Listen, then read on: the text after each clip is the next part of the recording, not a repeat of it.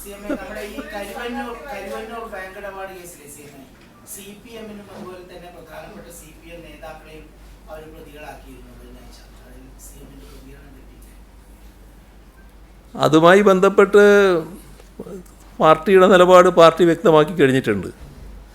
ഇതിൽ ED എന്ന അന്വേഷണ ഏജൻസി നമ്മുടെ രാജ്യത്ത് വലിയ തോതിൽ വിശ്വാസ്യത കുറഞ്ഞൊരു ഏജൻസിയായി മാറിക്കഴിഞ്ഞിരിക്കുകയാണ്. പല ബഹുമാനപ്പെട്ട കോടതികളിൽ നിന്നടക്കം കടുത്ത വിമർശനത്തിനാണ് അവർ ഇരയായിക്കൊണ്ടിരിക്കുന്നത്. തീർത്തും നിയമവിധേയമല്ലാത്ത നടപടികളിലേക്ക് കടക്കുന്നു എന്നുള്ളതാണ് അത്തരം വിമർശനങ്ങൾക്കിടയാക്കിയിട്ടുള്ളത്.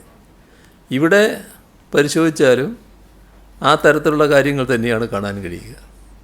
നമ്മൾ നാടിൻ്റെ മുന്നിലുള്ള ചില പ്രതീകങ്ങളുണ്ടല്ലോ, ആ പ്രതീകങ്ങളെ പെട്ടെന്നൊരു കേസുണ്ടാക്കി അവരെ കളങ്കപ്പെടുത്താൻ കഴിയില്ല.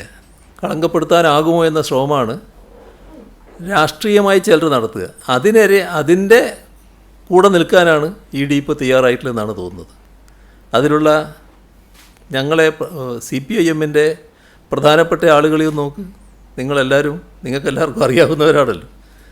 കളങ്കരഹിതമായ പൊതുജീവിതത്തിൻ്റെ ഉടമകളാണല്ലോ അവരൊക്കെ. അതിനൊന്നും വേറെ കാര്യങ്ങളില്ല. ബാക്കി കാര്യങ്ങൾ നിയമപരമായിട്ട് നേരിടേണ്ട കാര്യമാണ്. ഞാനതിനെക്കുറിച്ച് മറ്റു കാര്യങ്ങളിലേക്ക് കടക്കുന്നില്ല.